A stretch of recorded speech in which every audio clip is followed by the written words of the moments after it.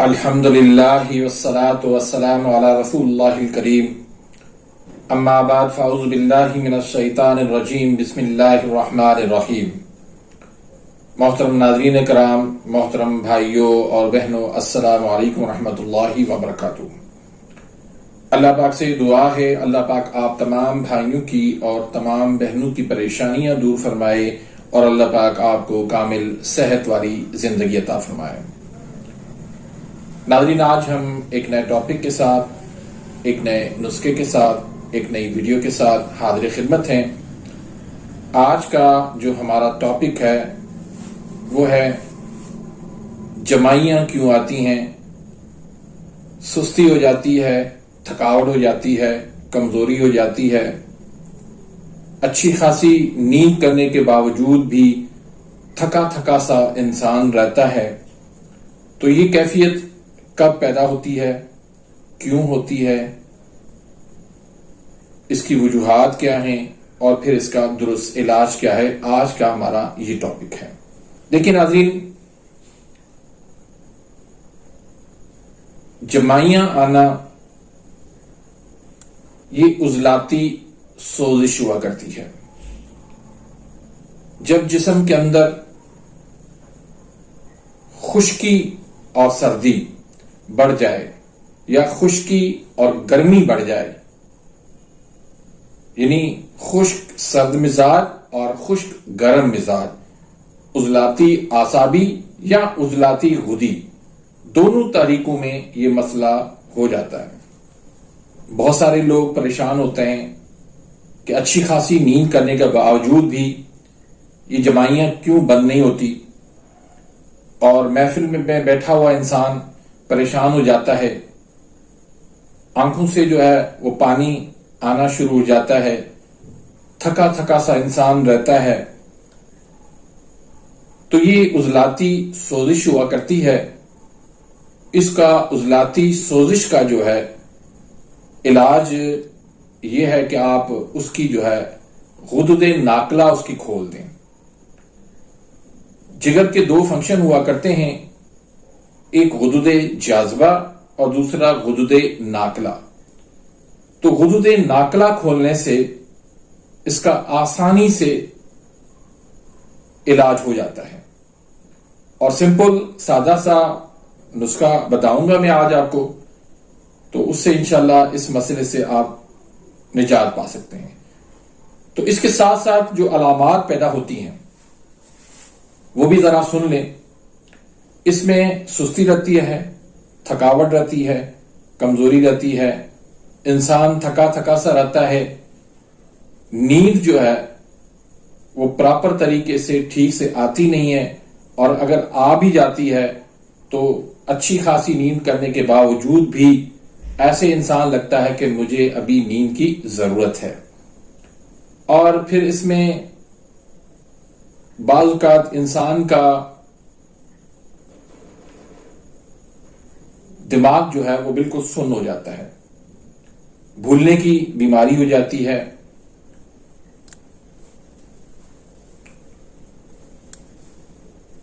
Blood pressure جو ہے وہ ہائی رہنے لگتا ہے، اور چڑچڑاپن، غصہ آنا، پھر پیشاب کے اندر جو ہے وہ جلن ہونا، تیزابیت، ری گیس کا پیدا ہونا، یہ تمام تر جو ہے وہ علامات اس مسئلے کے ساتھ پیش آ جاتی ہیں، اس مسئلے میں جو ہے وہ ہو جاتی ہیں۔ تو اس کے لیے سب سے پہلے تو اپنی غذا کو تبدیل کریں۔ جتنی بھی عضلاتی غذائیں ہیں، خشک سرد اور خشک گرم، ایسڈ والی، سودا والی غذائیں ہیں، وہ ساری بند کر دیں، ان سے مکمل پرہیز کریں۔ مثلا جتنی بھی کھٹی ترش چیزیں ہیں، دہی ہے، لسی ہے، آلو ہے، مٹر ہے، گوبھی ہے، بینگن ہے، فروٹ چاٹ ہے، اچار ہے، پکوڑے ہیں، سموسے ہیں، برگر ہیں، فش ہے،